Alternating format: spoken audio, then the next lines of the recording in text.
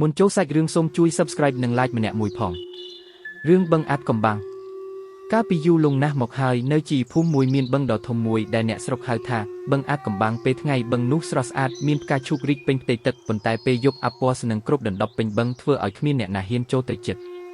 មានក្មេងប្រុសក្លាហានម្នាក់ឈ្មោះតារាដែលចង់ដឹងថាហេតុអ្វីបានជាមនុស្សគ្រប់គ្នាខ្លាចបឹងនេះល្ងាចមួយតារាបានកាន់ចង្កៀងហើយដើរទៅកាន់មាត់បឹងភ្លាមនោះគាត់បានឮសំឡេងដូចជាមានអ្នកហៅពីចម្ងាយជួយផងតារាមិនរត់គេចទេគាត់ដើរតាមសំឡេងនោះយ៉ាងប្រុងប្រយ័ត្នពេលទៅដល់កណ្ដាលបឹងគាត់បានឃើញទូកឈើចាស់មួយអន្តែតនៅក្បែរច្រាំងខ្យល់បក់ធ្វើឲ្យទូកប៉ះគល់ឈើបង្កើតសំឡេងបន្លឺដែលស្ដាប់ទៅដូចជាសំឡេងមនុស្សបន្តិចក្រោយមកតារាបានជួបលោកតាអ្នកនេសាទម្នាក់ដែលរស់នៅក្នុងខ្ទមតូចក្បែរបឹងលោកតាញឹមហើយនិយាយថាអ្នកស្រុកខ្លះគិតថាបឹងនេះមានវិញ្ញាណព្រោះពេលយប់ខ្យល់អាប់និងសំឡេងទូកចាស់ធ្វើឲ្យមនុស្សភ័យតែតាមពិតវាជាបាតុភូតធម្មជាតិប៉ុណ្ណោះតារាបានជួយលោកតាជួសជុលទូកនិងសម្អាតមាត់បឹងពីថ្ងៃនោះមកអ្នកភូមិក៏លែងខ្លាចបឹងដូចមុនពួកគេបានមកនេសាទដាំផ្កានិងថែរក្សាបរិស្ថានជុំវិញបឹងឲ្យស្អាត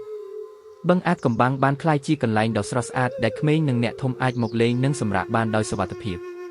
គិតបណ្ឌិត